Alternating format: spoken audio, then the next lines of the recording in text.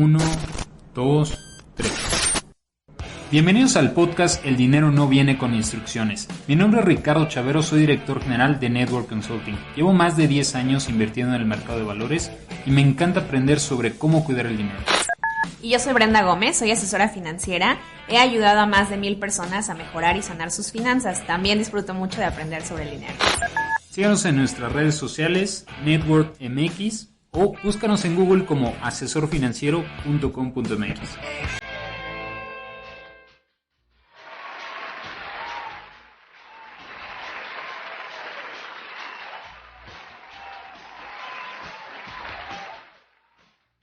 ¿Qué tal? Bienvenidos al podcast El dinero no viene con instrucciones. Mi nombre es Ricardo Chavero. ¿Qué año hemos tenido? Sin lugar a dudas. Estamos grabando este episodio el 2 de diciembre del 2020.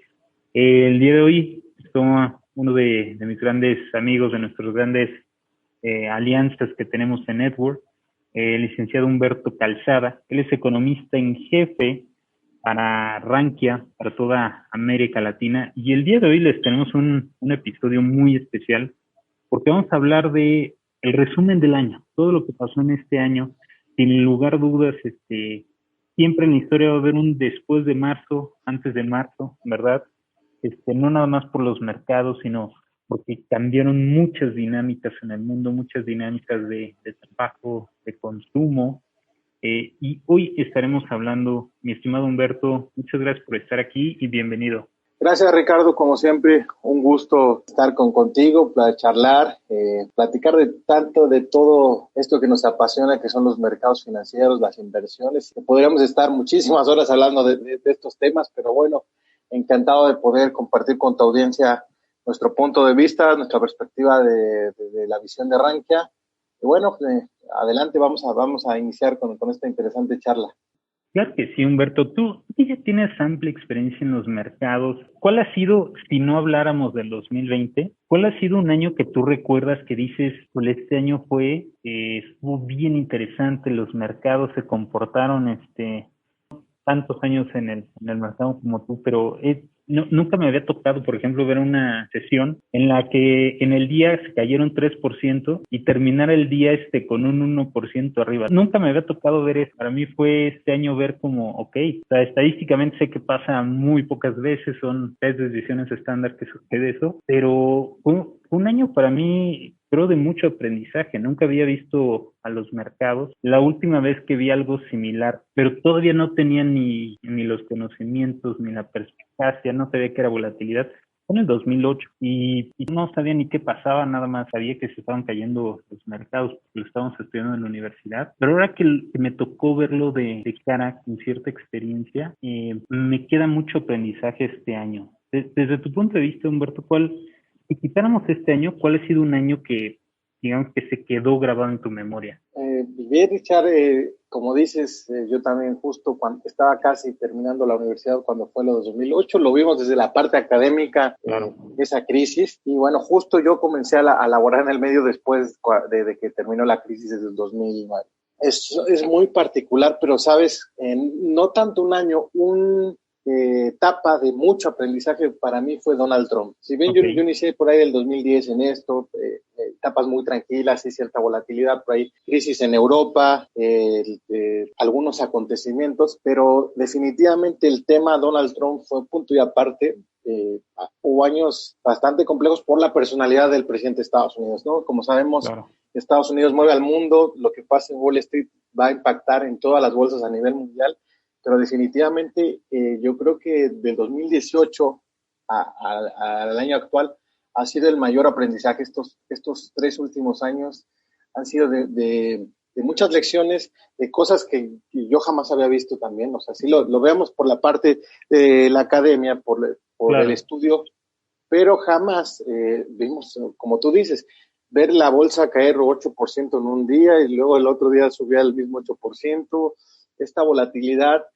Y sobre todo, yo me llevo un aprendizaje muy importante en el tema de política monetaria. Los movimientos de la Fed pues, han sido particulares y nos han dado muchas aristas para analizar. Pero bueno, como te digo, este año es definitivamente el de mayor aprendizaje. Creo, desde mi punto de vista, que no, lo peor no ha pasado y vienen cosas más interesantes para los mercados, Ricardo. Totalmente. Fíjate que ha sido, sin lugar a dudas, lo que tú ya dices, Humberto, sobre todo el tema de la FED, desde que Japón, hace ya bastantes años, empezó con el famoso quantitative easing, que para los que nos escuchan no es otra cosa más que inyectar dinero a la economía de parte del Banco Central. Y luego cuando en Estados Unidos algunas posturas dicen, oye, pues es como una especie de esquema Ponzi que está haciendo ahí Estados Unidos, y ahí podríamos debatir mucho sobre ese tema, pero lo que no podemos negar es que hay una correlación. No tenemos que hacer el estudio para ver que, sin lugar a dudas, el mercado de valores y la Fed sí se han visto muy estrechamente relacionados en estos años. No sé qué tanto es hacer trampa en el juego, ¿no? No sé qué tanto, como bien platicábamos antes de empezar la grabación, oye, pues está hiperinflando ahí algo que no podemos decir si realmente es o no es, ¿no? Y eso creo que va a estar interesante. Empezamos este año, mi estimado Humberto, con 3,200 por ahí el Standard & Poor's, y ahorita estamos casi en 3,662, 73 mientras estamos hablando. ¿Quién diría, no? Que de pronto pues llegó a estar ahí de 2,400, ¿no? 2,300 incluso, y estamos llegando a 3,600. ¿Qué pasó en este año, mi estimado Humberto? Mira, la teoría de los ciclos bursátiles, sobre todo la parte, a mí que me gusta mucho la parte técnica, nos dice que, bueno, se tiene tres etapas, ¿no? La etapa de acumulación, la segunda etapa donde el mercado comienza a subir, y la etapa final, donde ya vemos un fin del ciclo bursátil, se llama etapa de distribución. ¿Cuál es la característica de esta etapa de distribución? Y yo hago la relación con la actualidad, ¿no? La teoría con lo que está pasando en la actualidad. Dice etapa de distribución, etapa eufórica, etapa donde los mercados suben ya sin sentido, es la última etapa donde los grandes inversionistas distribuyen todos estos activos entre los retail. Y justo comentábamos antes de entrar al aire que, bueno, pues vemos una euforia entre los inversionistas retail bastante fuerte, ¿no? Y tú, no sé, Richard, si te ha tocado ver también en redes sociales, compren Tesla, compren NIO, vamos a comprar Nikola.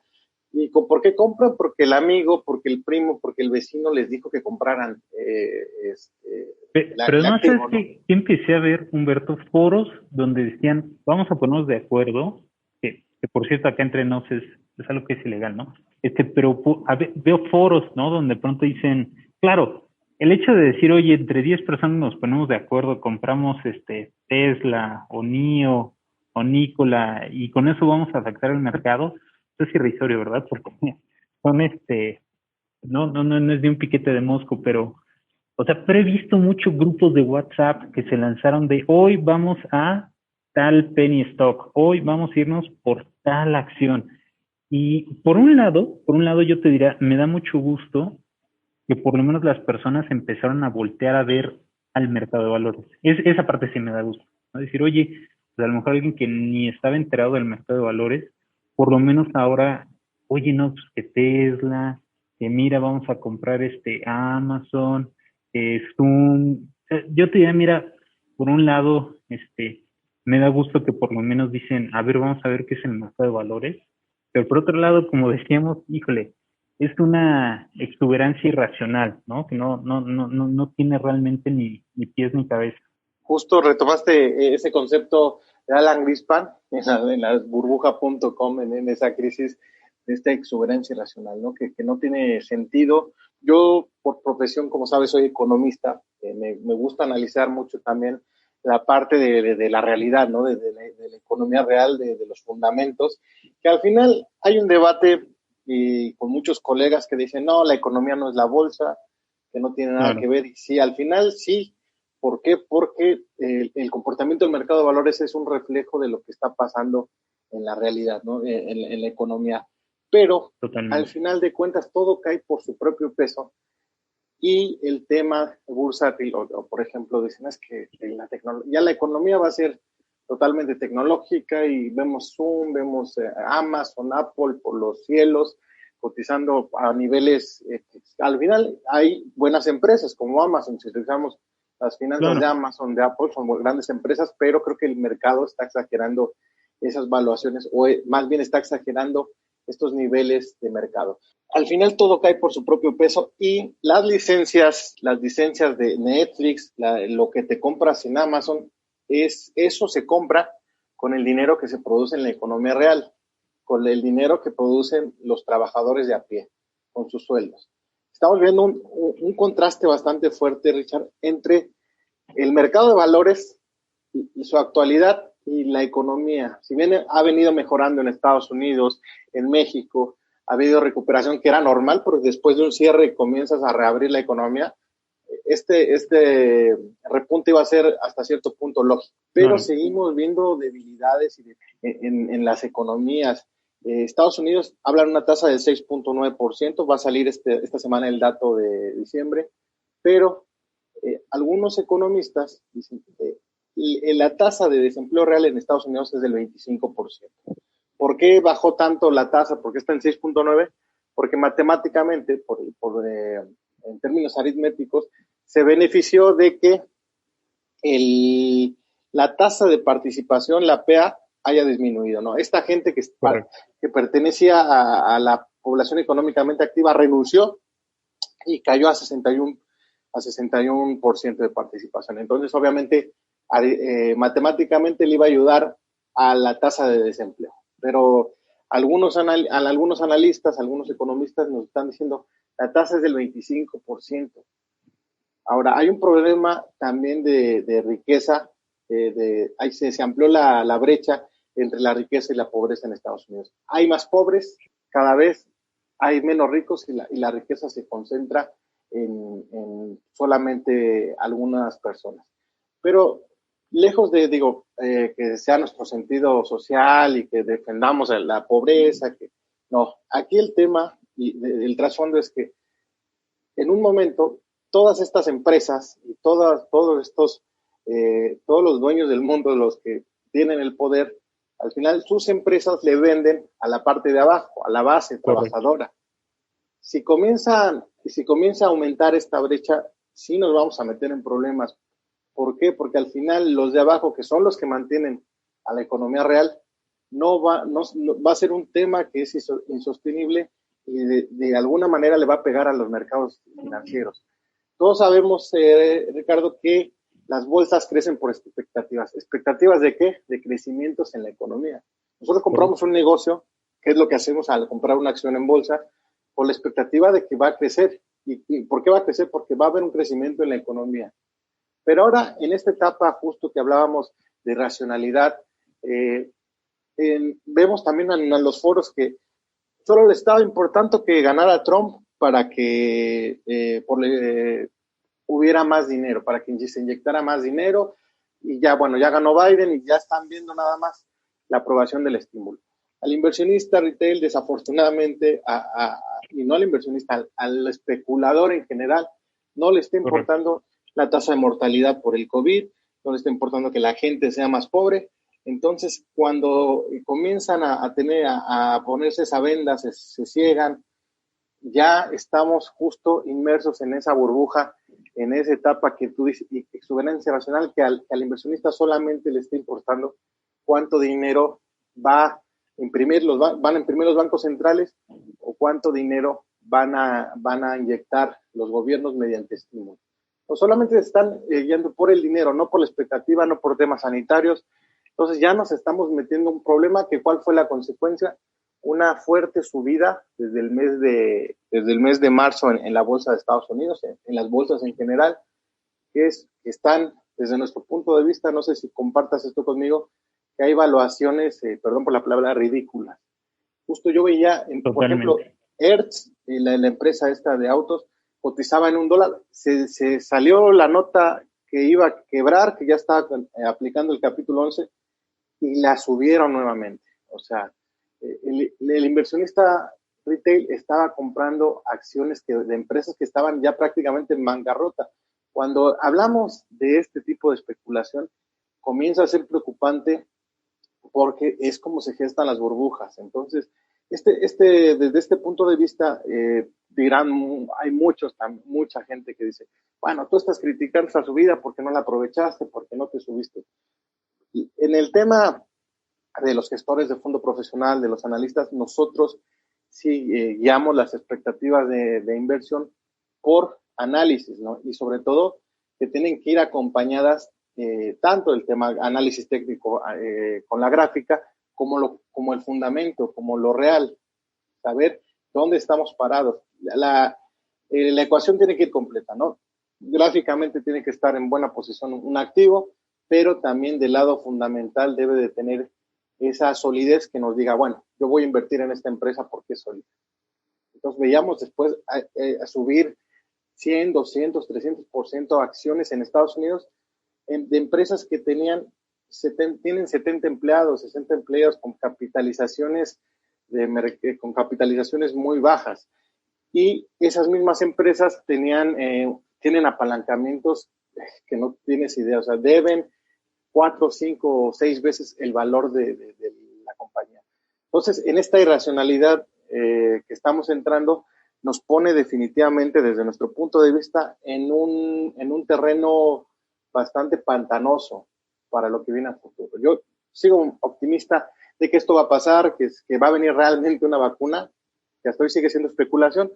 Bueno, hoy salió una nota que ya fue aprobada en Reino Unido, pero en Estados Unidos todo está ese tema, esa incertidumbre, esta guerra también entre Moderna, Pfizer, todos los laboratorios, que nos ponen en un escenario de incertidumbre. Y algo más preocupante, y yo lo he mencionado en algunos artículos que he hecho para Arranque, algunas entrevistas a otros medios, que los inversionistas están dejando de lado el tema de la deuda de Estados Unidos. La deuda de Estados Unidos es un globo que se está inflando, cada vez crece más.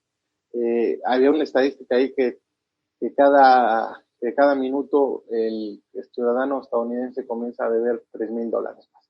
Entonces, actualmente son 27 billones de deuda, pero no se está contabilizando el tema de deuda estatal, deuda local y algunos otros gastos del gobierno. Entonces, todo este escenario, todas las piezas del rompecabezas que aparentemente ha habido una recuperación, pero hay piezas que no, desde nuestro punto de vista, algunos analistas todavía no nos hacen sentido y nos hacen que sigamos nosotros emitiendo estas alertas, estas alarmas de lo que puede venir en un futuro, ¿no? Al final hay una euforia y creo que los mercados es como el borracho en la fiesta, ¿no? Estás en una etapa de éxtasis y después vas a despertar y darte cuenta de la realidad, ¿no? Lo que llamamos la cruda. Correcto. Fíjate que sin lugar a dudas algo que sí, siempre cuando en algún momento lo vamos a ver en libros, en la academia y demás, en marzo de este año, el tema de pandemia, sin lugar a dudas, despierta muchas situaciones que se empezaron a dar, lockdowns alrededor del mundo, empiezan a cambiar dinámicas empresariales, tema de trabajo y demás. Luego se hace la inyección de capital y a partir de ahí es que vemos que empiezan a recuperarse los mercados. La pregunta sería, como tú ya bien lo mencionaste, Humberto, una vez que empieza, digamos, esa recuperación en el mundo, se empieza a hacer la inyección de capitales, pero como tú bien dices, el mercado pareciera que a veces se anticipa lo que va a suceder. La pregunta es, Humberto, ¿y qué pasa cuando no sucede lo que esperamos? Vienen las famosas correcciones. Todavía hay muchos que esperamos que pueda haber una corrección, pero vemos que el mercado sigue creciendo, ¿no? Por ahí en alguna ocasión platicamos que tal vez septiembre, octubre podría haber una corrección. Sí hubo ligeramente, ahí hay que mencionarlo, una ligera corrección por ahí de septiembre, luego otra vez se recuperó octubre y ahora pareciera que pues seguimos, digamos, a la alza. ¿Qué es lo que podríamos esperar hacia adelante, Humberto? Yo en alguna ocasión trataba de explicárselo a los clientes bien sencillo, ¿no? Si una economía crece un 1% al año y cierto sector crece 30% consistentemente, no es que exista un sector en ninguna economía que sea 100% independiente, todos dependen de todos, ¿no?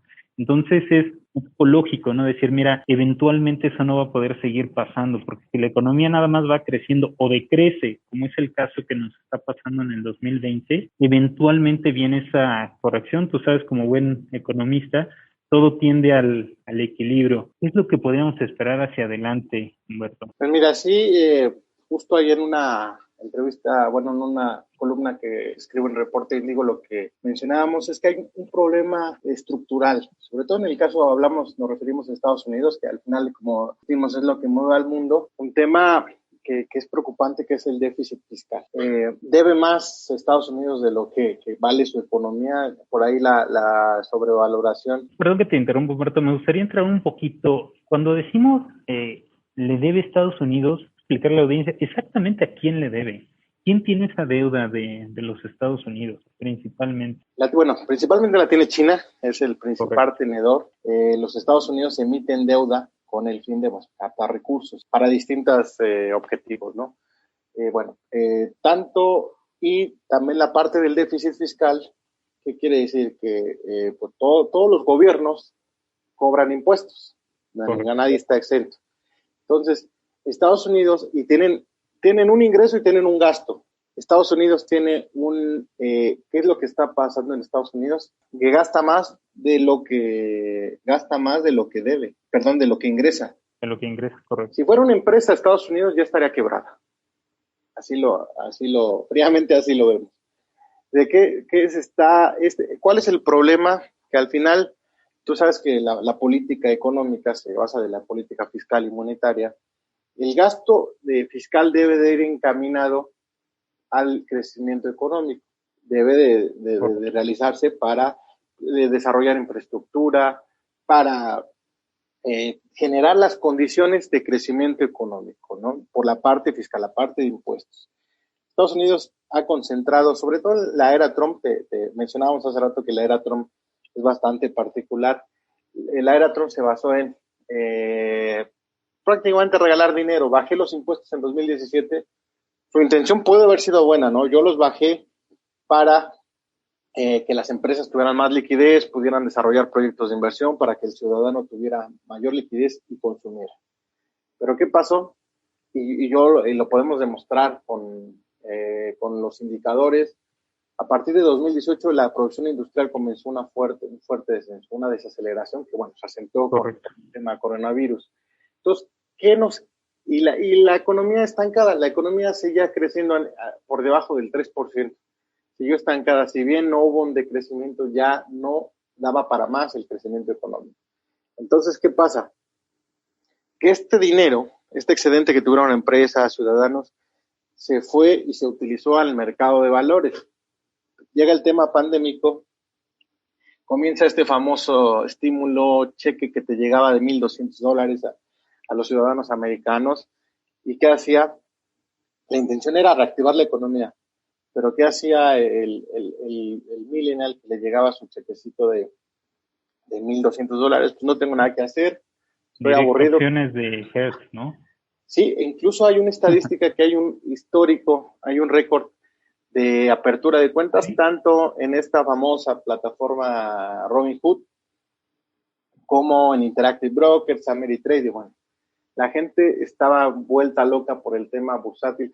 Al final, cuando se convierte esto en una moda, ojo, puede ser bastante peligroso, Richard. Entonces, ahí está el famoso dicho, ¿no? Que en 1929, cuando el zapatero estaba hablando de ciertas acciones, quería decir que, ojo, ahí viene que explote, digamos, la burbuja, ¿no? Ya cuando está en boca de todos, quiere decir que hay que correr, ¿no? No sé si coincidas qué es lo que está pasando actualmente. Y a mí me llama la atención que veo publicaciones de muchachos que ni siquiera cumplen 20 años, ya están ofreciendo sus servicios de asesoría en redes sociales.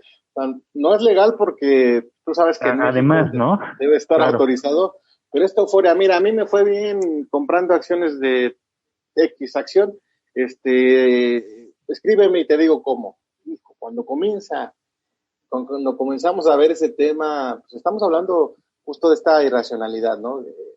Justo lo que comentabas del 29, ¿no? Esta euforia que sí va a tener una consecuencia, ¿no? Cuando a ese mismo muchacho le preguntas, oye, pero sí sabes cómo está el panorama económico, sabes que Estados Unidos, a pesar de que se recuperó, sigue en terreno negativo, el tema de la deuda fiscal, no tienen una idea de todo esto.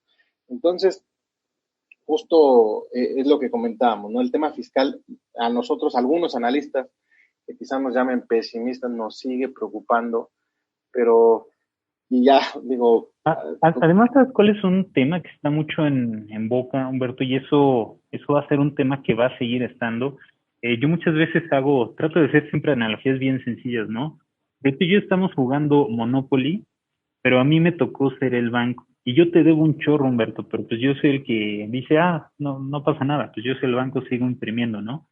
Y obviamente se puede entender que es algo similar en el caso de Estados Unidos, por eso te decía, oye, Estados Unidos debe un montón, Estados Unidos le debe a China principalmente, pero le deben dólares, ¿no? Y es un tema porque la máquina para seguir imprimiendo dólares la tiene Estados Unidos, ¿no? Y ese es un tema, creo yo, de trasfondo, que hay, por supuesto, hay muchas macrotendencias que podrían hacer todo peor, ¿no? Tema cambio climático, pandemia, recuperación económica, déficit fiscal, pero por eso es que hay algunos analistas que se llaman pesimistas, ¿no? Que dicen lo que pasa es que es una especie de esquema Ponzi, ¿no? Al final del día ahí se siguen imprimiendo, se siguen subiendo tasas y demás. Eh, yo diría, mira, pues mientras haya crecimiento, pues ahí pongo el ejemplo de, pues a ver, si gano 30 y estoy pagando mínimos de 25, no pasa nada. Puedo, como que tengo ahí todavía un espacio, ¿no? El problema es cuando gano 30 y estoy pagando mínimos de 42, allí es cuando ya no hay escapatoria, ¿no? Y creo que Claro. ese pudiera ser el gran tema en Estados Unidos. Ok, tantos puntos porcentuales del Producto Interno Bruto los estoy destinando para pago de deuda. El problema es cuando que hay economías que están así, ¿no? Como Japón, que está sobreendeudada, entre otras. Allí es donde podemos llegar a un problema serio, porque además gran parte de la deuda del mundo y del dinero del mundo está en dólares. Entonces, Claro. por eso es importante como, y además porque es la economía más grande, etcétera, por eso es que hay que poner tanta atención en el tema que estás platicando, Humberto. Claro, y creo que cada vez se reduce menos el margen de maniobra, y lo saben en Estados Unidos. Si bien hay un tema político ahí detrás de que venía la elección, no se autorizó el tema de los estímulos porque sí saben que cada vez cuentan con menos margen de maniobra. No es tan sencillo como seguir imprimiendo dinero, porque saben la consecuencia que se puede venir. Te has dado cuenta, ya el QE como que ha sido, como que lo han relajado, como que ha sido menos. El discurso de Jerome Powell, las últimas juntas de la Reserva Federal, ha sido, ¿sabes qué? Vámonos más tranquilos. Y ese ha sido como el mensaje que ha intentado dar, ¿no? Ya no, las últimas veces no, sobre todo las 3 últimas juntas, ya no fue el discurso, no, QE limitado, no, ya hay un freno ahí. Yo que reviso constantemente la hoja de balance de los estados de la Reserva Federal, sí se ha detenido. Entonces, porque igual saben de la consecuencia que puede traer, y tú como bien lo dices, se pueden, como se dice coloquialmente, meterse el pie solitos. Entonces, sí creo que va a haber más prudencia, pero si se cierra la llave del grifo del dinero, los inversionistas van a comenzar a decepcionarse. Y es por ahí donde podemos comenzar a ver ajustes en los mercados. Pero también hay que tener en cuenta algunos otros factores como las sobrevaluaciones en las empresas. Hablábamos hace rato del caso de Tesla. Entonces, hay de dos sopas, ¿no? A este ritmo que ha crecido los mercados financieros, y como lo mencionamos, hay un paralelismo entre economía y bolsa que anticipa. La economía tendría que crecer a ritmos inimaginables para alcanzar al mercado financiero. Correcto. O lo contrario, lo que creemos que va a pasar, los mercados financieros tienen que alinearse con la economía nuevamente. Entonces, hay un tema ahí de sobrevaluación. Las expectativas son muy altas para el mercado financiero hacia el futuro. A los niveles de cotización que se encuentra actualmente el mercado, tendríamos que ver crecimientos sorprendentes el siguiente año, pero lo vemos complicado. Y hay un tema que, a pesar de que hay avances en vacunas, el tema sanitario sigue estando fuera de control. Correcto. ¿Qué es lo que vemos cada día? Más contagios y más contagios, cierres de empresas en Estados Unidos, las quiebras corporativas, no tienes idea de cómo han aumentado. Y hay algo que no se está tomando en cuenta. ¿Por qué no aumentaron las quiebras? Porque el papá Reserva Federal salió a comprar bonos basura.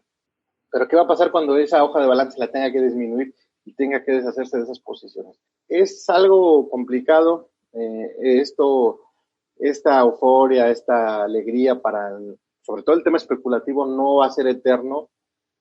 Algunos inversionistas sí me ha tocado leer que piensan que la Reserva, o tienen la esperanza de que la Reserva Federal va a seguir inyectando dinero y va a seguir abriendo la llave. Y hay otro factor que también no hemos tomado en cuenta, que es la inflación.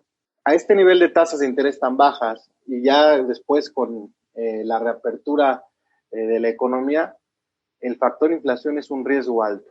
Y también la gente está endeudada y si la gente, imagínate, la gente que esté a tasa variable, se le comienzan a subir las tasas de interés por un tema inflacionario, esa ecuación, esa combinación, el cóctel es bastante explosivo. Entonces creemos que sí se adelantó el mercado. El actual nivel, tanto Standard & Poor's, Nasdaq, el Dow Jones, creemos que sí estaban en un bastante considerable. Entonces, el ajuste, y fíjate, no queremos que venga un ajuste tanto, porque tenía la razón yo como analista, va a venir el ajuste, porque también es muy sano para el mercado las correcciones, Ricardo. Totalmente, y es parte de tener ciclos, claro, tanto económicos como desde el punto de vista del mercado de valores, digamos, es sano que haya esas correcciones, ¿no? Claro, y justo en el mes de marzo no entramos al bull market todavía, solamente es un pullback ahí. No se ha iniciado el mercado bajista todavía, lo que fue un susto como lo fue el del 2018 con el tema de la guerra comercial. Correcto. Pero sí hay un tema ahí complejo de que viene una corrección. Yo lo he mencionado en algunas entrevistas que yo creo, a mi consideración, no pasa del 2021, lo he dicho desde el año pasado, pero cuando venga sí va a sacudir definitivamente a los mercados financieros, pero como insistimos, también es muy sano por el nivel de sobrevaloración que ya está teniendo algunos activos, sobre todo el tema tecnológico. Correcto, me estimado Humberto. Y mira, para ir cerrando, si quieren hablar de un poquito más de estos temas, hablar pues, qué significa el tema de especular cuando hacemos inversiones de un poquito más largo plazo. El martes 8 de diciembre, justamente vamos a tener un webinar con nuestros partners de Rankia a las 7 horas. Por supuesto, va a estar ahí el buen Humberto y su servidor. Les tenemos una promoción.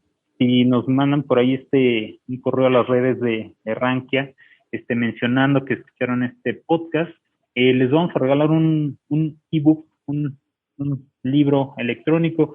¿Nos recuerdas de quién sería el autor? Es de Michael Lewis, Flash Voice, habla justo de este tema de especulación en los mercados. Que nos escriban, Richard, mi página de Facebook profesional es Humberto Calzada Díaz, sitio web de Economía y Negocios, ahí que nos escriban y justo les vamos a hacer llegar este libro electrónico.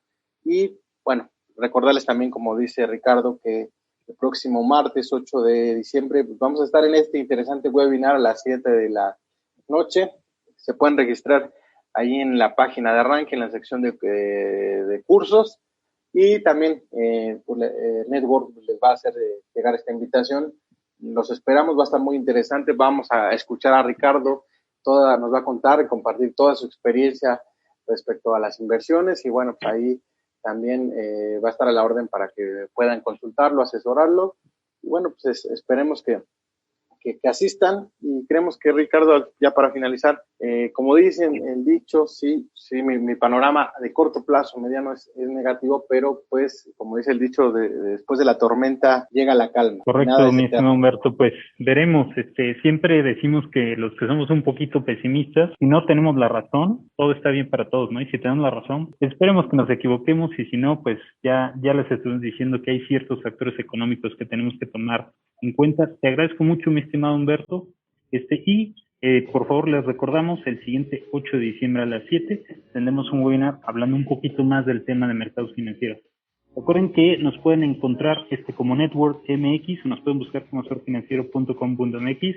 Muchas gracias, mi estimado Humberto, y hasta la próxima. Gracias, Richard, un placer.